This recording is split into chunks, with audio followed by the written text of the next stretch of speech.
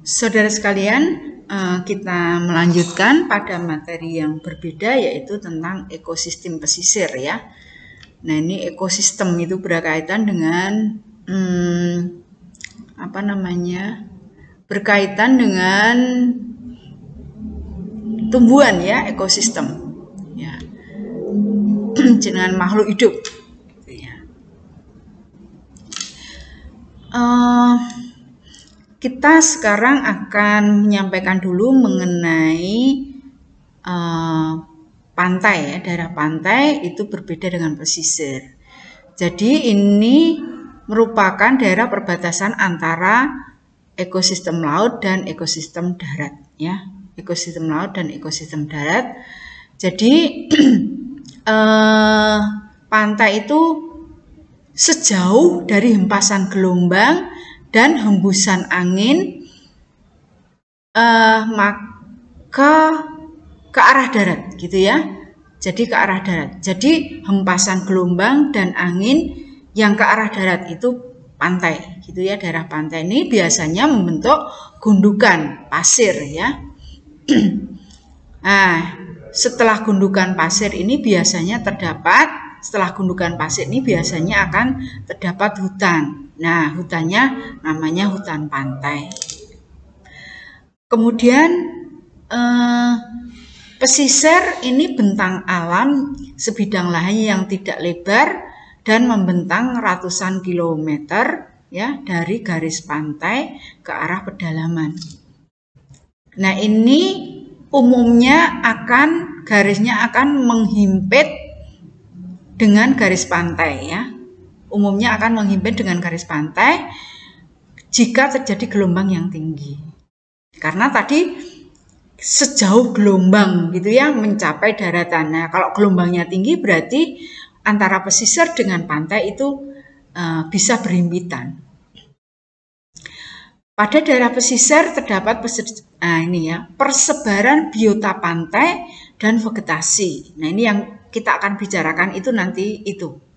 Biota pantai dan vegetasi ini saling memberikan timbal balik antara satu dengan yang lainnya sehingga membuat sebuah ekosistem. Nah, ekosistem pesisir merupakan daerah peralihan antara ekosistem darat dengan ekosistem laut. Organisme penghuni ekosistem darat dan laut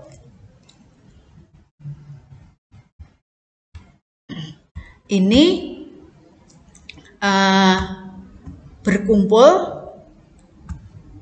berkumpul dan saling berinteraksi.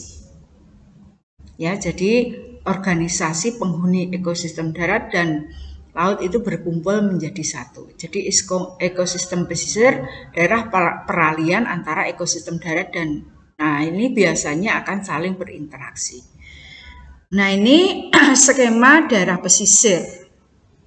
Nah, pantai itu yang coast ini ya. Batas pantai itu yang coast ini. Kalau pesisir itu dari sini gitu ya. Ini permukaan air yang terendah sampai ke daratan. Jadi di sana ya. Ini offshore. Jadi shore itu yang ini.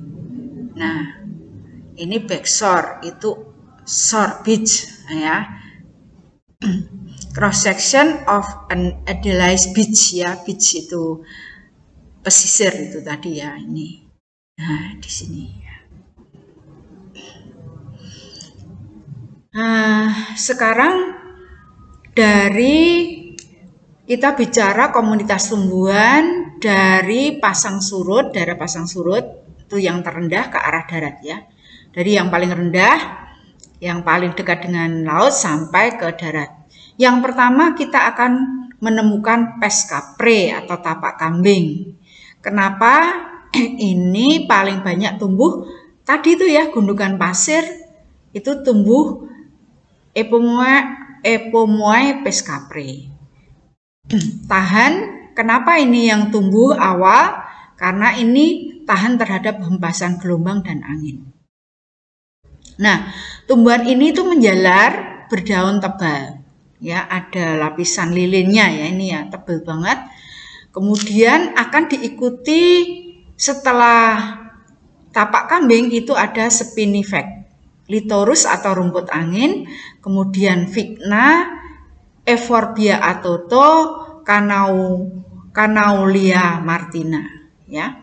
Ke arah darat lagi itu ada bakung Crinum asiaticum ya. Kemudian pandanus atau pandan dan babakoan atau Scaeola frescens.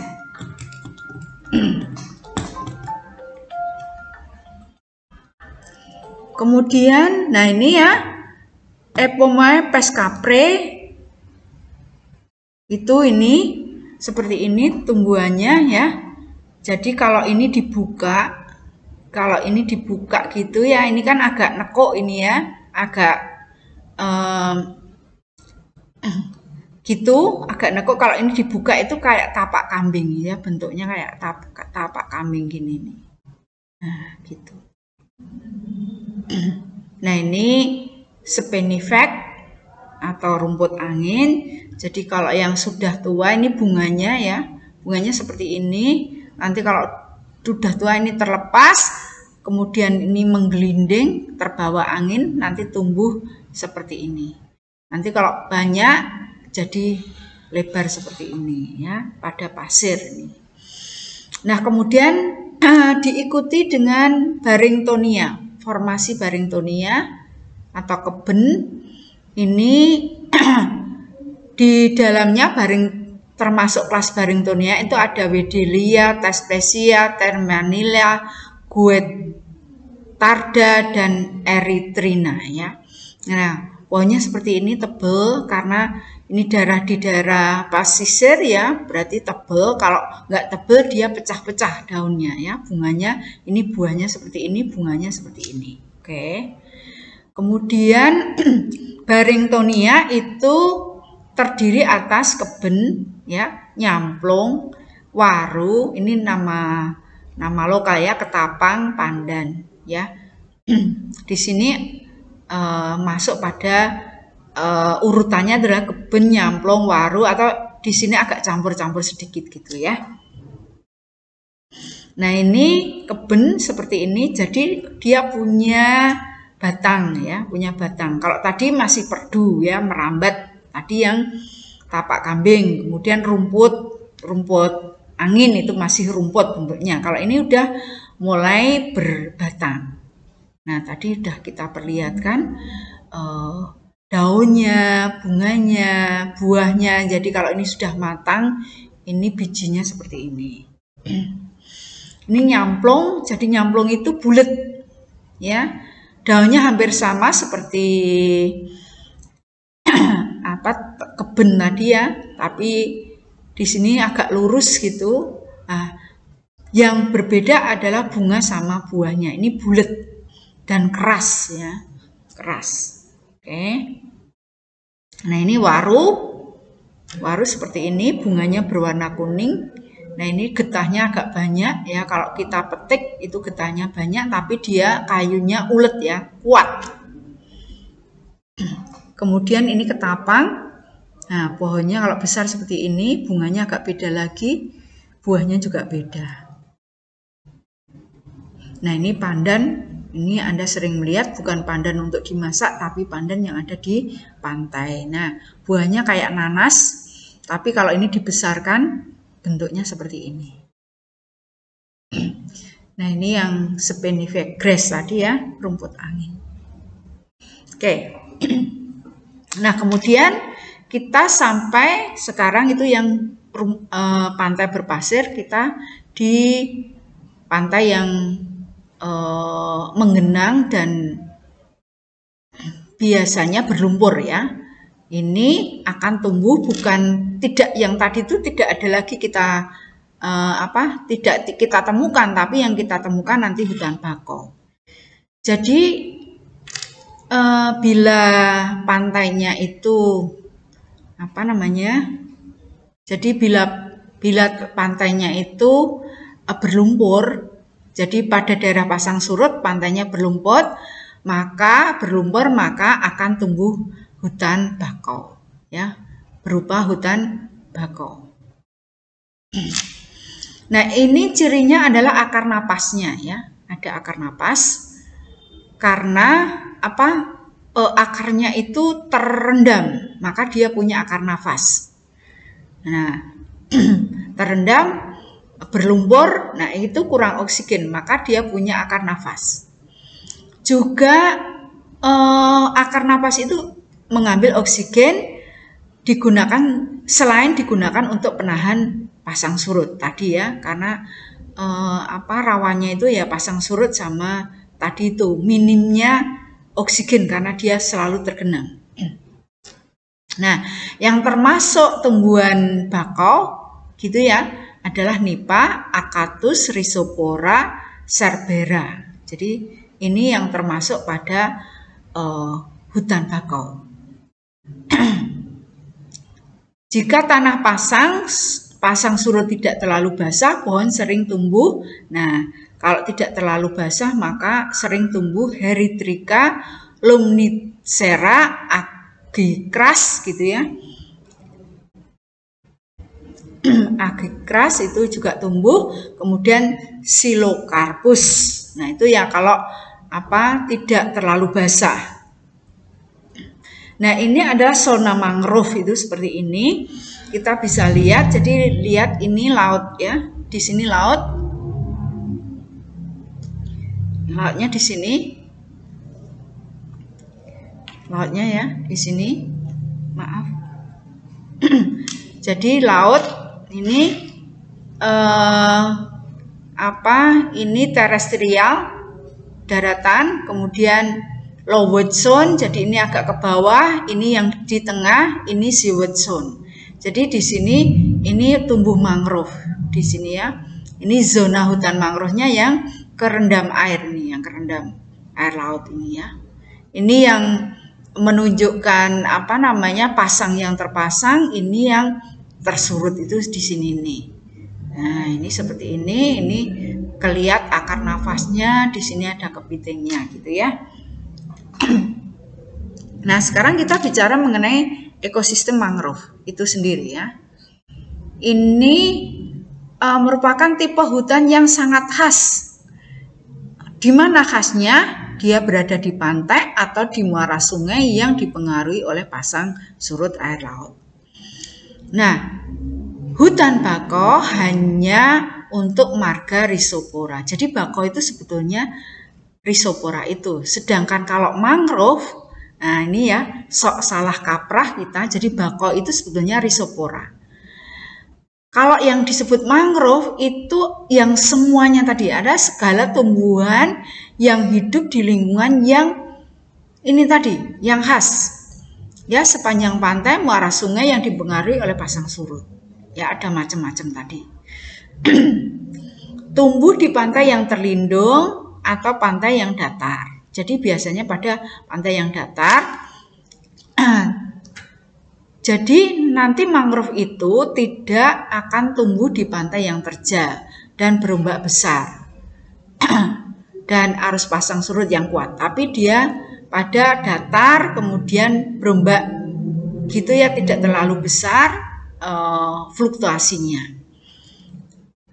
Mangrove akan tumbuh tebal, meluas bila dekat muara sungai atau delta. Kemudian yang aliran airnya banyak mengandung lumpur dan pasir. Sedangkan daerah yang tidak ada muara sungai itu akan ada mangrove tapi tumbuhnya tidak lebat atau tipis.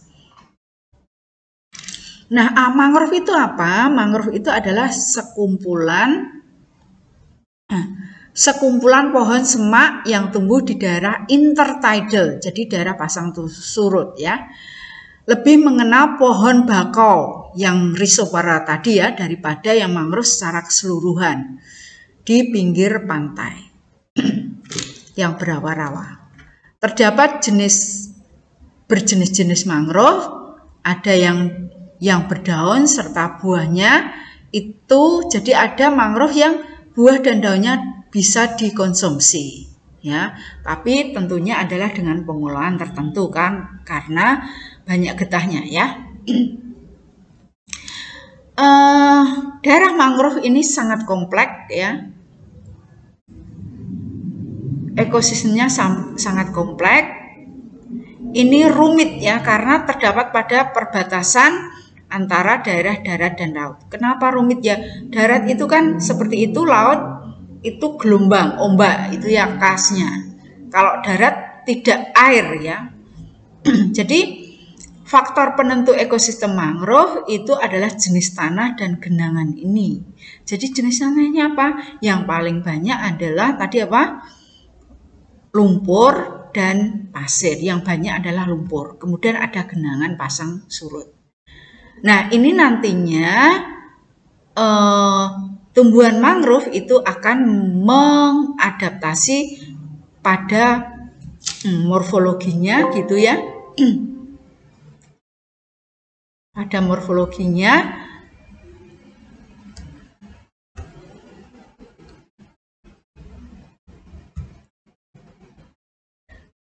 dan lingkungan yang keras seperti sistem perakaran yang khas.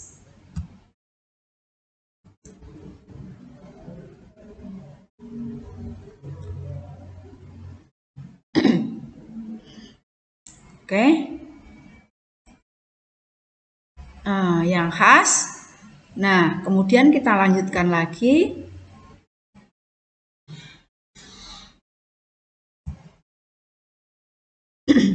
Jadi ini ya, McNay itu membagi zonasi mangrove seperti yang terlihat seperti ini. Ini kebalik ya, ini dibalik. Kalau tadi itu ke arah kanan ke laut, yang ini ke arah kiri ke laut. Nah, untuk pionirnya mangrove ini adalah Avicennia yang paling dekat dengan lautan. Nah, yang disebut dengan bako itu sebetulnya yang ini. Nah, Rhizopora ini. Nah, ini semuanya disebut dengan mangrove.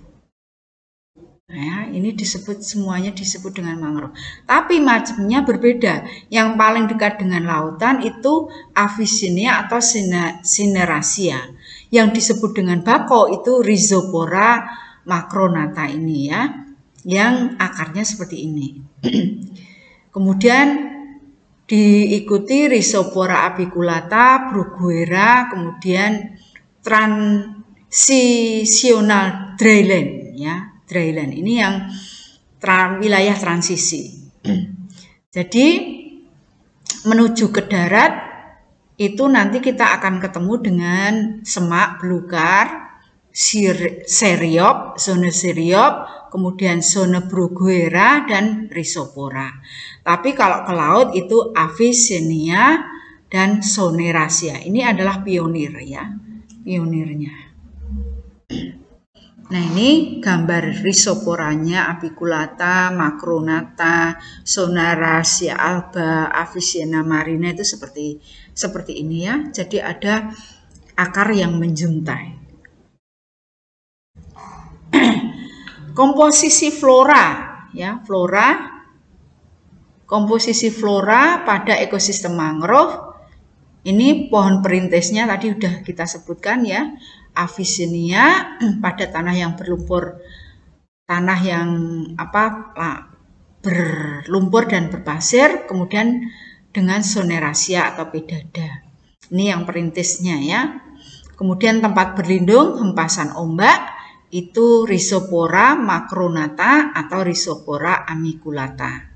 Kemudian ke arah darat ada tanah lempung yang pejal, itu nanti tumbuh Bruguera gymnorrhiza. Kemudian di tepi sungai itu nipah ya, seperti daunnya seperti kelapa, tapi ini tumbuh di dalam air ya, terutama di tepi sungai. Kemudian bawahnya nanti tumbuhan bawahnya itu jenis paku laut dan jeruju.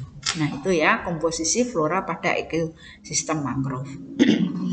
Nah, sekarang kita lihat sistem perakaran pada mangrove itu ada 4 ya. Ada plank root. Nah, ini kita bisa melihat cirinya.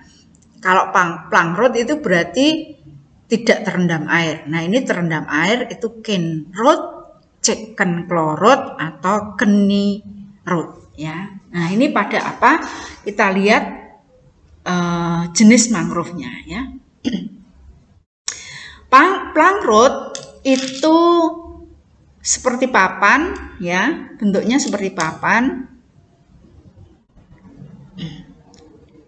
Ini akar papan sangat keras dan pipih, dimiliki oleh pohon mangrove yang hidup di daerah yang berada dekat dengan darat. Nah, benar kan ya, dekat dengan darat. Contohnya adalah Psilocarpus. Kalau chicken chloride, nah ini akar napas, ini dekat, bentuknya seperti pensil. Ini jenis perakarannya.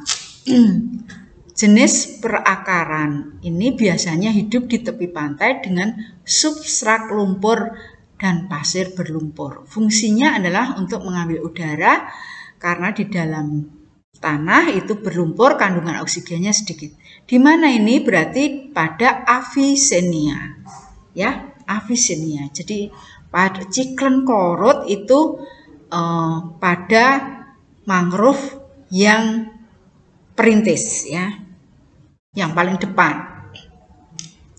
yang paling dekat dengan laut. Cane root atau akar tunjang ini berbentuk seperti ceker ayam, dimiliki oleh mangrove yang hidup di tepi pantai dengan substrat pasir atau di rawa-rawa pinggir sungai ya. Fungsinya adalah menahan pohon agar tetap tegak dari hempasan angin dan bertahan dari deburan ombak. Nah, ini adalah Rhizopora. Kemudian yang kenirut, ya akar lutut, itu menjalar bentuknya dan berlutut-lutut, biasanya memakan tempat lebih banyak daripada perakaran jenis lain karena akarnya bisa panjang. Nah, ini yang punya adalah Bruguiera. Itu ya. Sekarang manfaat mangrove secara fisik. Ya, mangrove secara fisik jelas karena dia ada punya akar, ini menjaga garis pantai agar stabil dan terhindar dari abrasi, kemudian menyerap angin ya dari daunnya, menahan sedimen dari akarnya, kemudian penyangga proses intrusi. Ya, ini karena akarnya nahan lumpur itu ya. Jadi kalau ini air tanah itu dipompa, itu menahan sebagai penyangga intrusi atau rembesan air laut ke darat. Kalau yang kimia jelas ya, ini akan sebagai penyedia oksigen karena dia tumbuh-tumbuhan, penyerap karbon dioksida dan pengolah limbah pencemar industri dan dari kapal laut dari akarnya. Dari ekonomi ini karena tumbuh-tumbuhan, dia adalah penghasil bahan baku industri. Jadi untuk bubur kertas ya, kemudian bahan tekstil dan makanan ringan. Nah, tadi bisa diolah ya.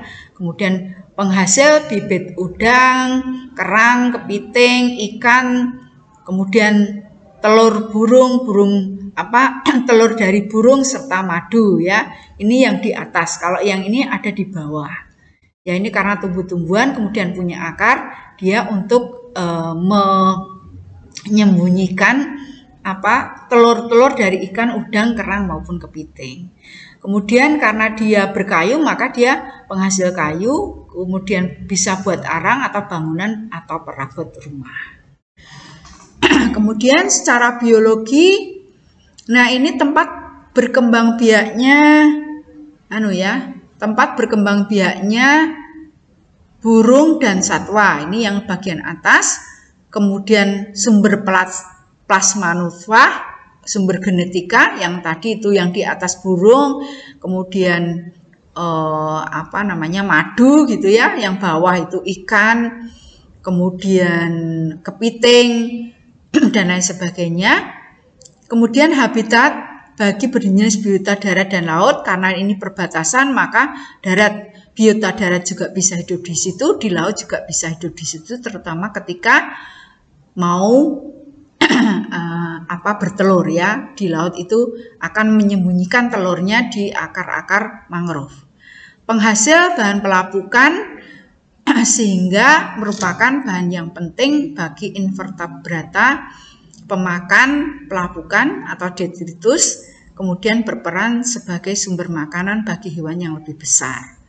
Kemudian kawasan spawning ground, ya, kawasan pemijahan perkawinan dari hewan-hewan tadi, sekaligus juga nursery ground, ya, terutama bagi udang. Jadi udang itu kalau mau memijah atau membesarkan anaknya itu di mangrove. Kemudian tempat mencari makan atau feeding ground. Jadi secara biologi hutan mangrove itu berfungsi sebagai spawning ground, nursery ground, dan feeding ground.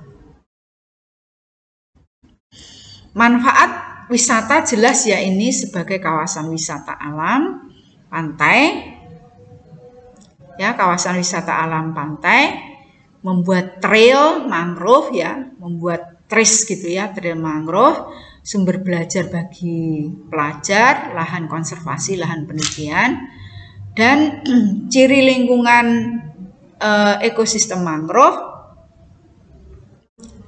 itu hempasan gelombang, daerah ini ada pasang surut, perbatasan darat laut, ada gundukan pasir sedikit, kemudian menuju ke darat, hutan pantai menjadi beberapa wilayah, di antaranya adalah sebagai berikut, ya. Berdasarkan jarak dari pantai dan kedalamannya. Ekosistem laut, ya, dibedakan menjadi kedalamannya zona litoral, neritik, oceanic. Ini yang horizontal, ya. Kemudian yang ini secara vertikal, ini sudah kita sampaikan. Dari atas itu epipelagik, mesopelagik, batiopelagik, abyssal pelagik, dan hadapelagik. Nah, daerah littoral ini adalah daerah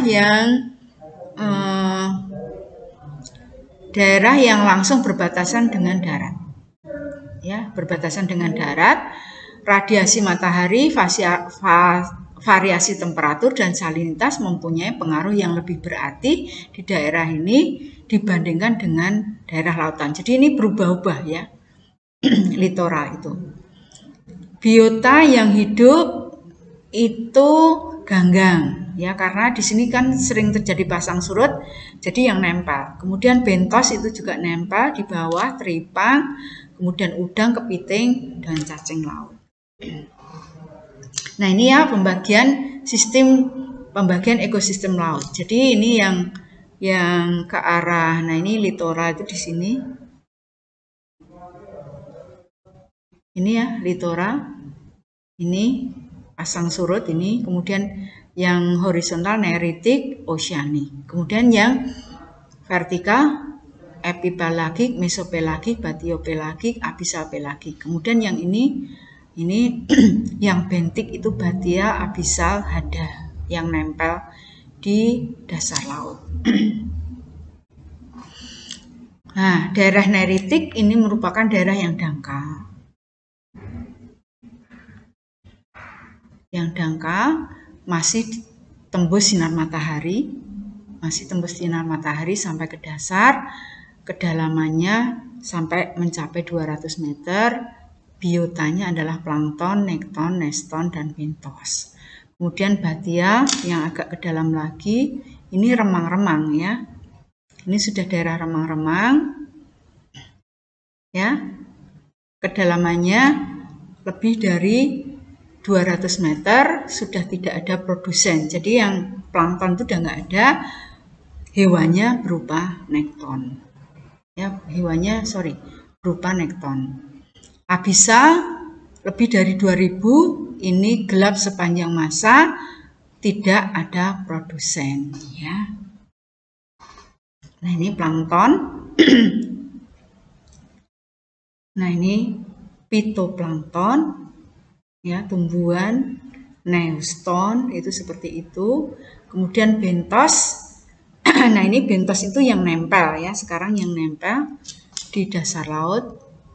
Nah, ini sebarannya tumbuhan gimana? Terdapat di daerah perbatasan antara litora sampai ke sublitora. Ini masih terdapat sinar matahari, maka tumbuhan masih bisa melakukan fotosintesa. Macam tumbuhannya umumnya bersel tunggal, hidup di permukaan pasir dan lumpur. Kemudian tanaman air berukuran besar itu ganggang menempel pada bebatuan. Ya, tadi kita sudah singgung. Kemudian ada tanaman yang berbunga, Angiospermae itu Eustera, dan beberapa pohon-pohon yang berupa semak-semak. Nah, ini ganggangnya seperti ini. Ya, ada ganggang macam-macam bentuknya. Nah, ini yang nempel, bentos itu yang nempel di sini ya. Maaf. Jadi nempel, yang nempel ini ya, nempel di sini. Nah, ini yang nempel. Nah, ini bentosnya itu seperti ini, hewan-hewannya ini. Nah, ini bentos ya, yang mikroorganisme, kemudian periplankton itu seperti yang sebelah kanan. Kemudian berdasarkan ekosistem laut berdasarkan atas intensitas cahaya. Dibedakan menjadi 3, fotik itu yang masih tembus sinar matahari sampai kedalaman 200, twilight, remang-remang itu sampai kedalaman 200, ini antara 200 sampai 2000, kemudian tidak tembus ya. Ini gelap sepanjang masa. Nah, ini zonasi daerah litora, tumbuhannya adalah seperti ini. Ya. Ini seperti ini sebarannya, jadi terumbu karang yang agak dalam gitu ya, tapi masih tembus sinar matahari. Kemudian seagrass, mangrove yang tadi sudah kita jelaskan. Kemudian yang ini adalah daratan ya, daratan. Jadi hutan di sini yang ada. Zonasinya adalah seperti ini. Nah, ini sudah laut dalam. Oke. Kemudian kita masuk yang seagrass atau hamparan padang lamun, ya ini hamparan lamun. Ini ekosistem utama pada kawasan pesisir disebut dengan padang lamun atau seagrass bed. Ini tanaman rumput laut selalu terendam air. Biasanya ditemui di estuaria atau laut dangkal maupun di tengah laut sekitar pulau-pulau ya, di sekitar pulau-pulau. Padang lamun ini merupakan produser primer ya, jelas ya, karena tumbuhan organik yang tertinggi dibandingkan ekosistem laut dangkal yang lainnya. Jadi dibanding dengan ganggang itu ini paling tinggi menghasilkan produksi primer organik. Padang lamun tempat berlindung, juga tempat menempel hewan dan tumbuhan laut ya, algae. Kemudian padang rumput, padang lamun ini menjadi padang penggembalaan karena ini tersedia makanan berbagai jenis ikan yang klasifikasinya herbivore, yang makan tanaman dan ikan karang. Nah, ini zonasi daerah litora seperti ini ya. Nah, ini seagrass itu di sini nih. Yang kita bicarakan adalah di sini. Ini ya, yang ini. Nah, seagrass itu di sini. Jadi setelah mangrove, sebelum terumbu karang. Karakter lamun ini bentangan tumbuhan berbiji tunggal monokotil ya. Kelasnya adalah Angiospermae. Tumbuhan air berbunga, hidup dan tumbuh terbenam di lingkungan laut, berpembuluh, berdaun, berimpang, ada rimpangnya, dan berakar. Kemudian keberadaan bunga, buah adalah faktor utama yang membedakan lamun dengan jenis tumbuhan lainnya yang hidup terbenam dalam laut ya, seperti rumput laut. Jadi rumput laut itu nggak punya bunga ya, cuman daun saja. Nah, ini seperti ini morfologinya, jadi punya rimpang. Ini rimpangnya, punya daun, punya bunga ya. Jadi di sini akan faktor yang mempengaruhi padang lamun akan tumbuh tumbuh lebat apa tidak, itu adalah yang pertama kekeruhan, tingkat kekeruhan dan penetrasi sinar matahari. Jadi karena tumbuhan butuh sinar matahari. Nah, ini bentuknya seperti ini padang lamun ya. Daun, rimpang, bunga ada ya. Sekarang karakter ekologisnya. Ini terdapat di perairan yang landai, kemudian ada lumpur pasir untuk pengokohan perakarannya.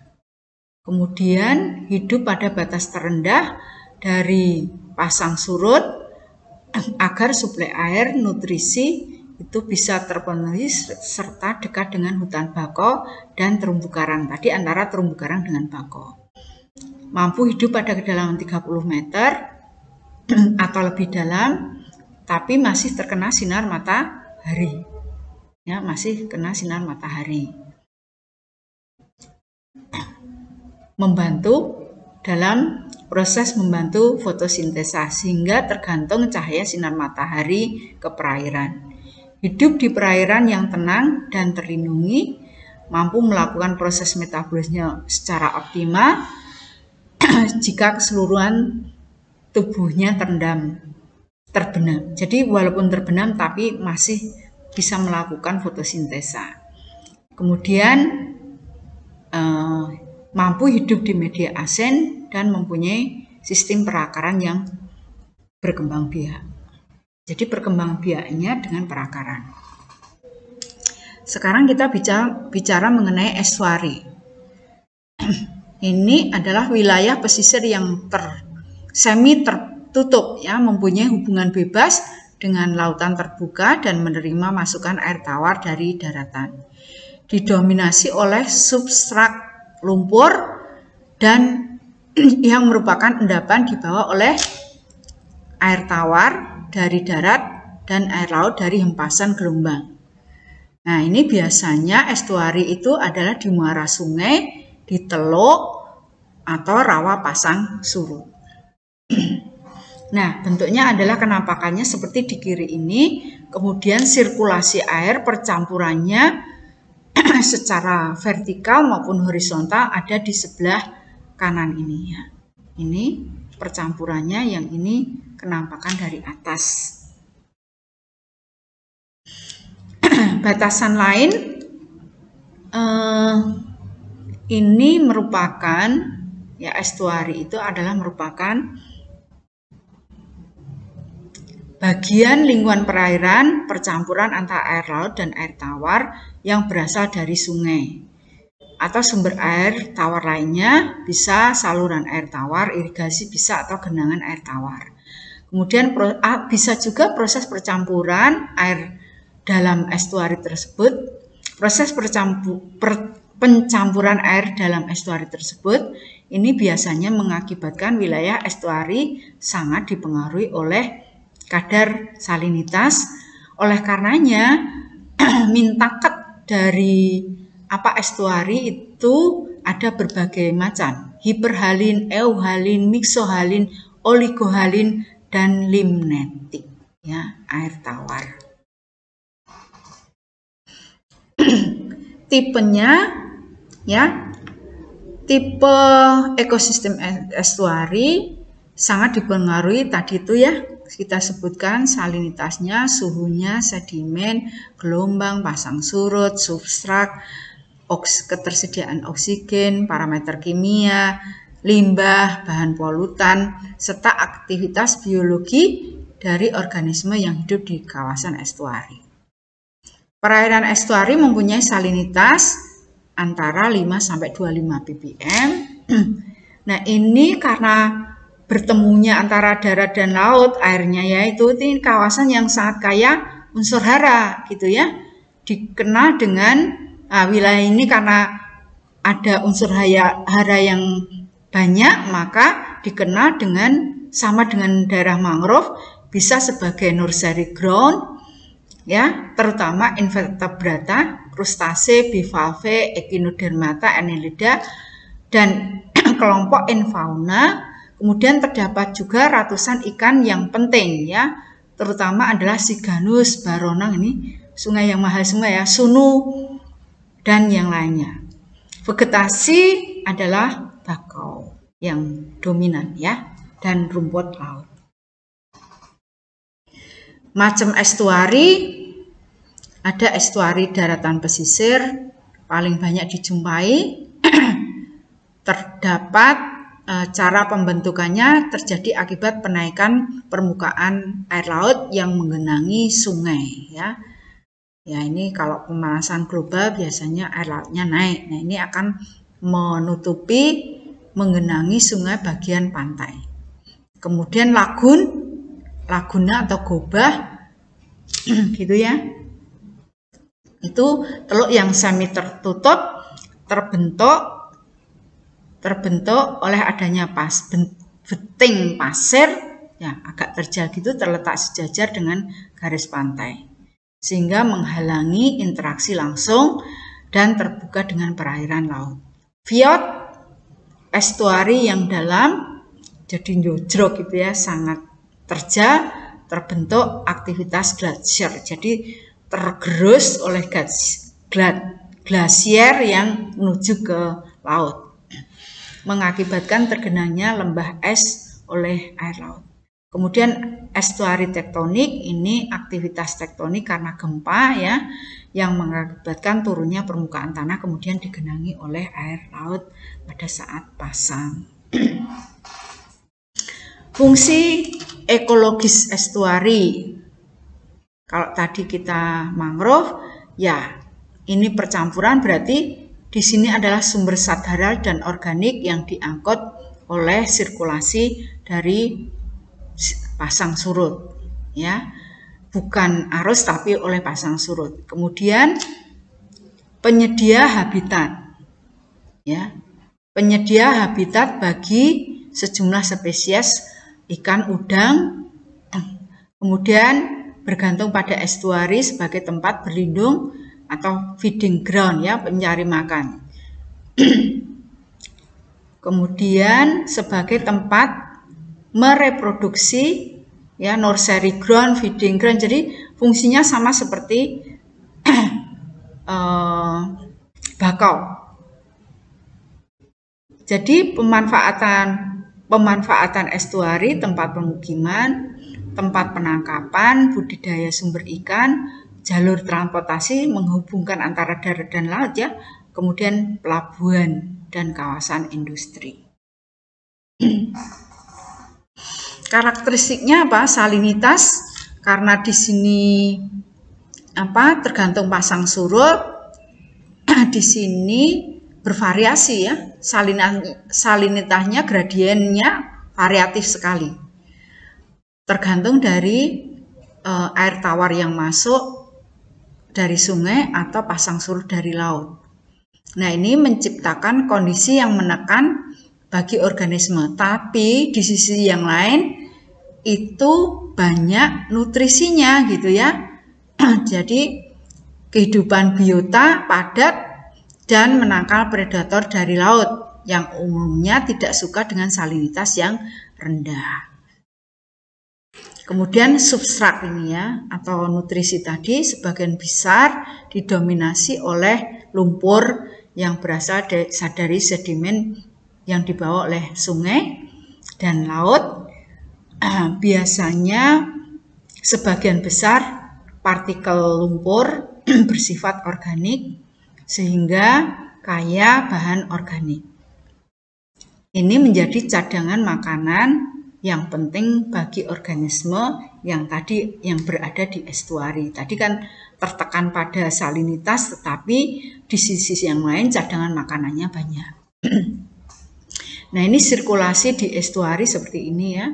Jadi kalau dominasinya itu air tawar, maka ini ke arah laut menjadi salinitasnya itu merendah ke arah laut. Jadi ini lebih luas. Sebaliknya kalau ini menekan lautnya, jadi ini air tawarnya yang tertekan, gitu ya. Salinitasnya gradasinya lebih pendek.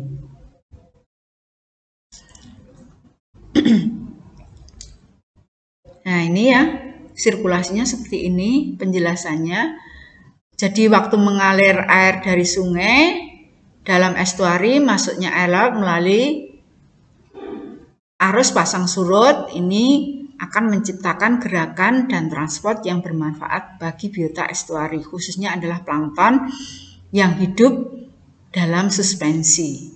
Kemudian pasang surut ini berperan dalam pengangkutan unsur hara dan plankton. Di samping arus ini juga berperan mengencerkan, menggelontorkan limbah yang sampai ke estuari. Kemudian yang berikutnya adalah penyimpanan unsur hara. Tadi ya cadangan unsur hara, menyimpan unsur hara yang besar karena dari darat yang bawa, dari laut yang bawa. Kemudian ini pohon mangrove dan lamun, ya, lamun serta ganggang dapat mengkonversi unsur hara dan menyimpan sebagai bahan organik digunakan untuk organisme hewani. Nah, ini salinitas estuari seperti ini ya. Jadi kalau ke arah darat itu tawar, payau di tengah, kemudian asin ke arah laut. Nah, demikian ekologi lautan ya. Semoga bisa difahami. Kalau kurang paham nanti bisa diulang lagi atau membaca kembali referensi-referensi yang sudah kami sampaikan. Saya akhiri sampai di sini dulu. Terima kasih atas atensinya. Saya tutup dengan salam. Assalamualaikum warahmatullahi wabarakatuh. Salam sehat selalu.